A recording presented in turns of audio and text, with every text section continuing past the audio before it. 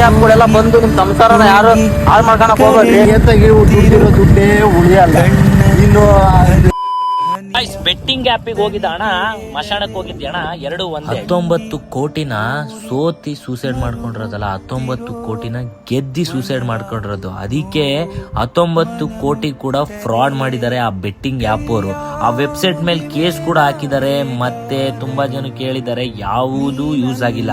ಅದಕ್ಕೆ ನನ್ನ ಕಡೆಯಿಂದ ಏನಪ್ಪ ರಿಕ್ವೆಸ್ಟ್ ಅಂದ್ರೆ, ಯಾರು ಕೂಡ ಬೆಟ್ಟಿಂಗ್ ಆ್ಯಪ್ ಆಡ್ಬೇಡಿ. ಡೆತ್ ನೋಟಿಸ್ ಬರ್ದ್ಬಿಟ್ಟು ಸತ್ತಿರೋದು ಆ ವ್ಯಕ್ತಿ. ತುಂಬಾನೇ ಬೇಜಾರಾಗುತ್ತೆ. ನಮ್ಮನೆಯಲ್ಲೂ ಅಣ್ಣ ತಮ್ಮಂದ್ರು ಇರ್ತಾರೆ. ಈ ವಿಡಿಯೋ ನೋಡ್ತಿರೋರು ಒಬ್ಬೊಬ್ರು ಶೇರ್ ಮಾಡಿ. ಮತ್ತೆ ನಿಮಗೆ ಯಾರ ಪೊಲೀಸ್ ಅವರು ಯಾರ ಪರಿಚಯ ಇದ್ರೆ ಈ ವಿಡಿಯೋನ ಅವರಿಗೂ ಶೇರ್ ಮಾಡಿ, ಇಲ್ಲ ಟ್ಯಾಗ್ ಮಾಡಿ. ಈ ವಿಡಿಯೋ ಕೊನೆ ತನಕ ನೋಡಿದ್ರೆ ಸುಮ್ಮನೆ ಆಗ್ಬೇಡಿ. ಈ ವಿಷಯ ಬಗ್ಗೆ ಒಂದ್ ಸ್ವಲ್ಪ ತಲೆ ಕೆಡಿಸ್ಕೊಂಡು ಈ ವಿಡಿಯೋ ಸ್ಟೋರಿಗೆ ಹಾಕ್ರಿ, ಇಲ್ಲ ಅಂದ್ರೆ ನಿಮ್ಗೆ ಆದಷ್ಟು ಶೇರ್ ಮಾಡಿ. ಯಾಕಪ್ಪ ಅಂದ್ರೆ ಈ ತರ ಇವಾಗ ಬೇರೆಯವ್ರಿಗೆ ನಡೆದಿದೆ, ನೆಕ್ಸ್ಟ್ ನಮ್ಮನೇಲಿ